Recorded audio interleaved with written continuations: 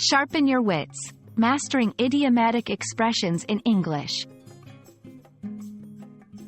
Hello, language enthusiasts. In today's video, we're diving into the fascinating world of idiomatic expressions. We're going to explore the meaning and usage of the phrase, sharpen your wits. This expression is a gem in the English language, often used in both formal and informal settings.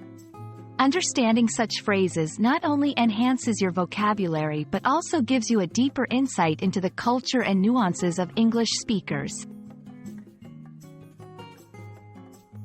The phrase, sharpen your wits, is an idiomatic expression in English. To sharpen, something literally means to make it sharper, like a knife. However, when we talk about sharpening wits, we're not discussing a physical tool but rather the mental ability or intelligence of a person.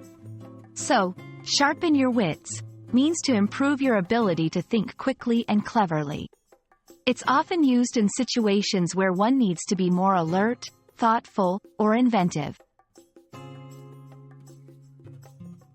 Understanding the origin of idioms can make them easier to remember. The concept of sharpening has been associated with quickness and readiness since ancient times, much like a sharp blade is quick to cut. The use of wits to refer to mental faculties dates back several centuries, with wit originally meaning mind or intellect. Combining these, the phrase, sharpen your wits, emerged as a way to encourage someone to be mentally prepared and agile. 1. In academic context, before the debate competition, the participants took quizzes and puzzles to sharpen their wits. 2. In everyday conversation, I play Sudoku every morning to sharpen my wits for the day ahead. 3. In literature and media, the detective had to sharpen his wits to solve the complex mystery. Here are some expressions with similar meanings. Stay on your toes, be alert and ready for anything. Keep your mind sharp, maintain a high level of intellectual ability. Think on your feet, be able to react and make decisions quickly under pressure.